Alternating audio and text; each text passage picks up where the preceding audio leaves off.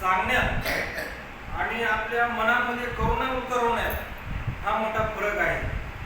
तर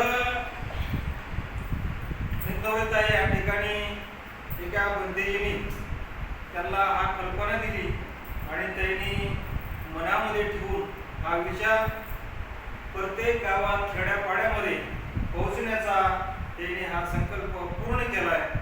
आणि आज जांभेगावचं बुद्धविहारापासून सुरुवात झालेली आहे.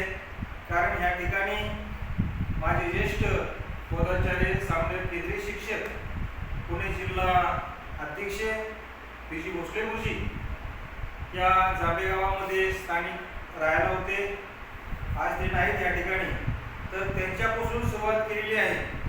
ते अमर जन्मात त्यांनी ध्यानात राहावं, लक्षात राहावं यासाठी इथून सुरुवात त्यांनी केलेली आहे. त्यांचा पहिला दिवस आहे. त्याच्या पुढील जे काही त्यांनी बुद्धविहार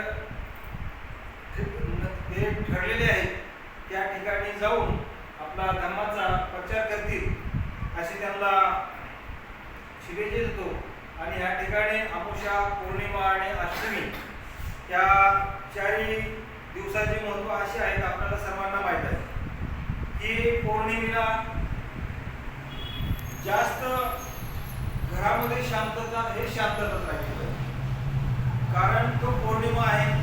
पौर्णिमेच्या दिवशी गुरुजींनी सांगितलं की बाबा पौर्णिमेच्या दिवशी आपण काय केलं पाहिजे, उपवास धरला पाहिजे, एक टाइम जेवण केलं पाहिजे आणि संध्याकाळी आणि सकाळी पार आपलं थोडं हे खाल्लं पाहिजे.